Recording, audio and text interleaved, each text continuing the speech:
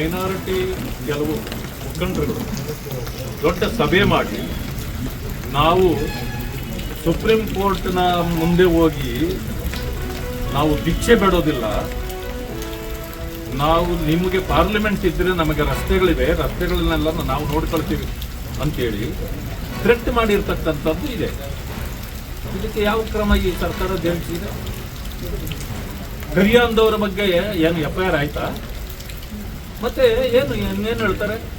ಆದರೆ ವಕಫ್ ಬೋರ್ಡ್ನ ವಿಚಾರದಲ್ಲಿ ಇವತ್ತು ರೈತರಿಗೆ ಆಗಿರ್ತಕ್ಕಂಥ ಅನ್ಯಾಯದ ಆಕ್ರೋಶದಲ್ಲಿ ಸ್ವಾಮೀಜಿಗಳು ಆವತ್ತು ಒಂದು ಮಾತನಾಡಿದ್ದಾರೆ.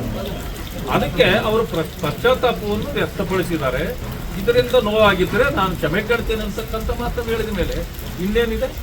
ನಿಮ್ಮ ಪಕ್ಕದಲ್ಲೇ ನಿಂತ್ಕೊಂಡು ಪಾಕಿಸ್ತಾನಕ್ಕೆ ಜಿಂದಾಬಾದ್ ಅಂದವ್ರನ್ನ ನೀವು ರಕ್ಷಣೆ ಮಾಡ್ತೀರಿ, ನಿಮ್ಮ ಜೊತೆಲೇ ಇಟ್ಕೊಳ್ತೀರಿ. ಆದರೆ ಇಲ್ಲಿ ನೀವು ಮಾಡಿದ ತಪ್ಪಿಗೆ ಆಕ್ರೋಶವಾದಾಗ ಒಂದು ತಪ್ಪು ಮಾತು ಆಡಿದ್ದಕ್ಕೂ ಕೂಡ ಅವರು ಕ್ಷಮೆ ಕೇಳಿದ್ರು ಮತ್ತೆ ನೀವು ಅವರ ಮೇಲೆ ಶಿಸ್ತು ಕ್ರಮ ಜರುಗಿಸ್ತೀನಿ ಅಂತಂದ್ರೆ ಇದು ಡಬಲ್ ಸ್ಟ್ಯಾಂಡರ್ಡ್ ನಿಮ್ಮದು. ಆಮೇಲೆ ಓಲೈಕೆ ಇದೆ. ಈಗ ರೈತರಿಗೆ ಮತ್ತು ಹಿಂದೂಗಳಿಗೆ ನೀವು ಅನ್ಯಾಯ ಮಾಡ್ತಿದ್ದೀರಿ, ಮೋಸ ಮಾಡ್ತಿದ್ದೀರಿ, ಹೇಳೋದ್ರಲ್ಲಿ ತಪ್ಪೇನಿದೆ? ಆದ್ರಿಂದಾಗಿ ಭಾರತೀಯ ಜನತಾ ಪಕ್ಷ ಇದಕ್ಕೆ ಯಾವುದೇ ಕಾರಣಕ್ಕೆ ನಿಮಗೆ ಆಗುವುದಿಲ್ಲ. ನಾವು ಸ್ವಾಮೀಜಿಗಳ ಪರವಾಗಿ ನಿಲ್ತೇವೆ.